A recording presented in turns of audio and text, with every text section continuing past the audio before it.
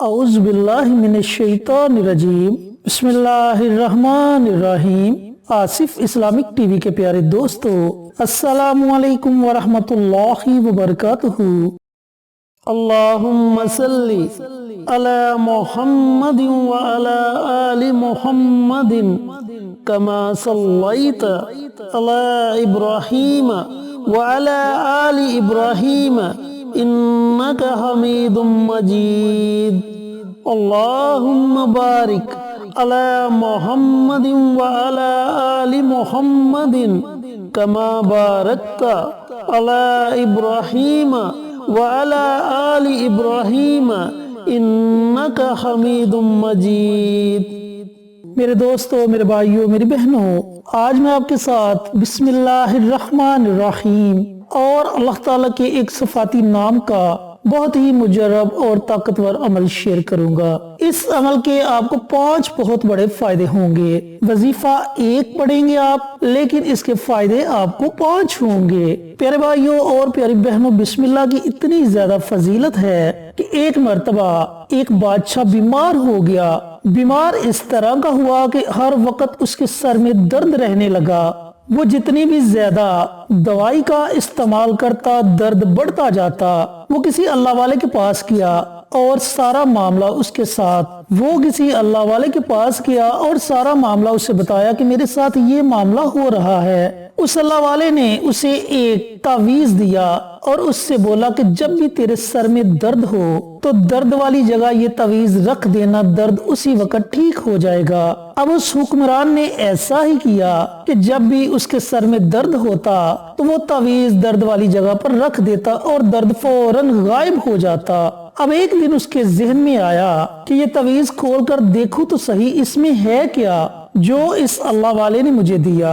अब उसने जब तावीज खोला तो तावीज पर लिखा हुआ था बिस्मिल्लाहिर्रहमानिर्रहीम।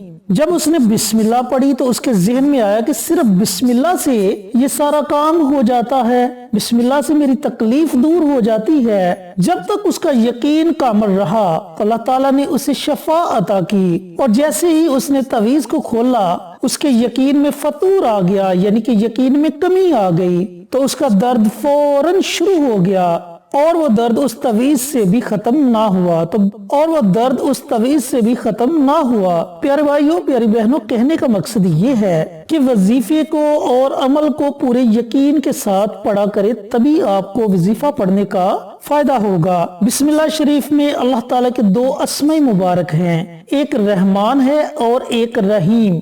अल्लाह रब्बुल इज्जत ने अपने नबियों पर आसमानी किताबों का नज़ूल किया और प्यारे आका सरवरे कायनात हजरत मोहम्मद मुस्तफ़ा सल्लल्लाहु अलैहि वसल्लम पर कुरान पाक का नज़ूल फरमाया और फिर तमाम आसमानी किताबों का निचोड़ कुरान पाक में रख दिया और कुरान पाक का निचोड़ अल्लाह ताला ने सूरत फातिहा में रख दिया और फिर सूरत फातिहा का निचोड़ बिस्मिल्लाह में रख दिया। इतनी ताकत है बिस्मिल्लाह शरीफ की। और इसी तरह अल्लाह ताला के नामों में बड़ी ताकत है। जब बंदा अल्लाह ताला को उसके नामों से पुकारता है तो वो अपने बंदे की पुकार को सुनता है और अपने बंदे पर अपनी रहमत को मूसलाधार बारिश की तरह बरसाता है। चैनल पर नए आने वाले दोस्तों से गुजारिश है कि चैनल को सब्सक्राइब करके साथ घंटी के बटन को दबाकर ऑल नोटिफिकेशन पर क्लिक कर दे ताकि मेरी हर नई आने वाली वीडियोस की अपडेट आप तक बर वक्त पहुंचती रहे। जज़ाकल्लाह। प्यारे दोस्तों, प्यारे भाइयों, प्यारी बहनों, जो आज वजीफा आपके साथ शेयर करने लगा हूँ, पहले आप इसके 5 फवाइद सुन लें कि आपको इसके कौन से 5 फायदे होंगे। नंबर 1,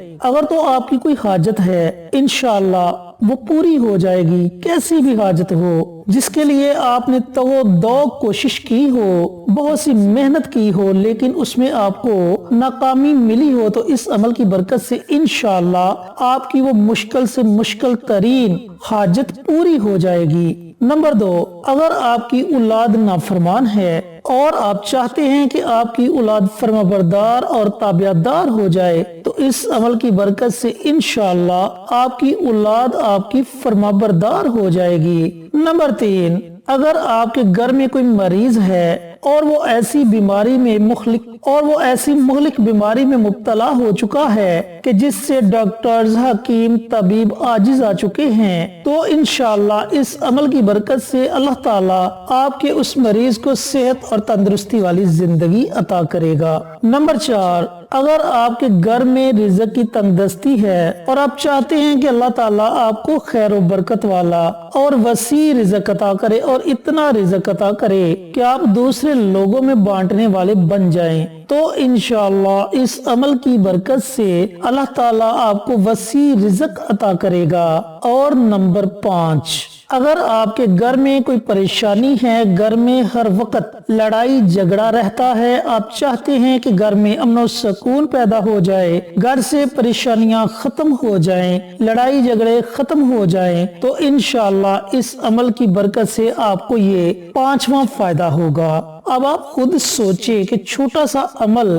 اور فائدے کتنے بڑے۔ اب عمل کرنے کا طریقہ کار اچھی طرح سن لیں اور سمجھ لیں کہ آپ نے اس عمل کو، اس وظیفے کو کرنا کس طریقے سے ہے۔ پیارے دوستو، پیارے بھائیوں، پیاری بہنوں، اگر چاہیں تو گھر کے تمام افراد اس عمل کو، اس وظیفے کو پڑھ سکتے ہیں، اور اگر چاہیں تو گھر کا کوئی ایک فرد بھی اس عمل کو، اس وظیفے کو پڑھ سکتا ہے۔ آپ نے دن میں کسی بھی وقت پانی کا ایک گلاس لینا ہے اور تنہائی میں بیٹھ جانا ہے، ایسی جگہ بیٹھنا ہے جہاں آپ کے وظیفے میں کوئی خلل پیدا نہ کرے۔ سب سے پہلے آپ نے نبی کریم صلی اللہ علیہ وآلہ وسلم کی ذات اقدس پر 3 مرتبہ درود پاک کا نذرانہ پیش کرنا ہے۔ اب درود پاک آپ کوئی بھی پڑھ سکتے ہیں، صلی اللہ علیہ وآلہ وسلم یا پھر درود ابراہیمی، اور اس کے بعد آپ نے ایک تسبیح یعنی کہ 100 مرتبہ بسم اللہ الرحمن الرحیم